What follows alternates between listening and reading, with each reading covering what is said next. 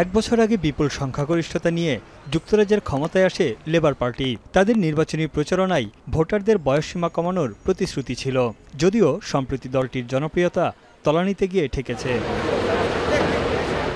এবার ভোটারদের বয়সসীমা কমিয়ে গণতান্ত্রিক ব্যবস্থায় বড় ধরনের পরিবর্তনের ইঙ্গিত দিল ব্রিটিশ সরকার।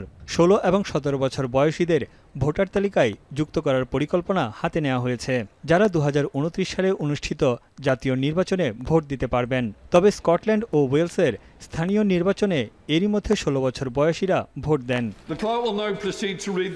প্রস্তাবটি এখন পার্লামেন্টের অনুমোদনের অপেক্ষায়। ব্রিটিশ সরকারের এমন সিদ্ধান্তকে স্বাগত জানিয়েছে দেশটির তরুণ সমাজ। তাদের মতে এর মধ্য দিয়ে সরকারের উপর জনসাধারণের আস্থা বাড়বে। 16 to 18 is quite like a maturity jump, but I think a lot of people, even from a very young age, have very strong opinions. Yeah, I'm happy about it, but there is that small worry about people who are just going to take their parents' opinions and just vote with what their parents say.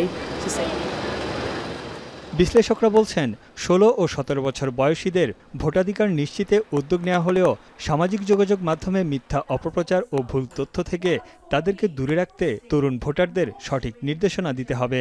তরুণ প্রজন্মের মতামত দেশকে এগিয়ে নিতে সহায়তা করবে বলেও মত অনেকের। I think it's really important to give the younger generation an opinion and a vote on a lot of the issues that are facing the UK.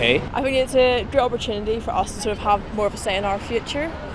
Because at the end of the day we decide who we vote in and then সরকারি তথ্য মতে যুক্তরাজ্যে 16 ও 17 বছর বয়সী তরুণের সংখ্যা প্রায় 16 লাখ। সংস্কারের আওতায় যুক্তরাজ্যে ইস্যু করা ব্যাংক কার্ড এবং ড্রাইভিং লাইসেন্স ভোটার পরিচয়পত্র হিসেবে ব্যবহার করতে পারবে তরুণরা। বিভিন্ন গবেষণায় দেখা গেছে ভোটদানের বয়স কমানোর ফলে নির্বাচনী ফলাফলে খুব একটা প্রভাব পড়ে না। তবে 18 বছর বয়সীদের চেয়ে 16 বছর বয়সীদের ভোট দেওয়ার প্রবণতা বেশি থাকে।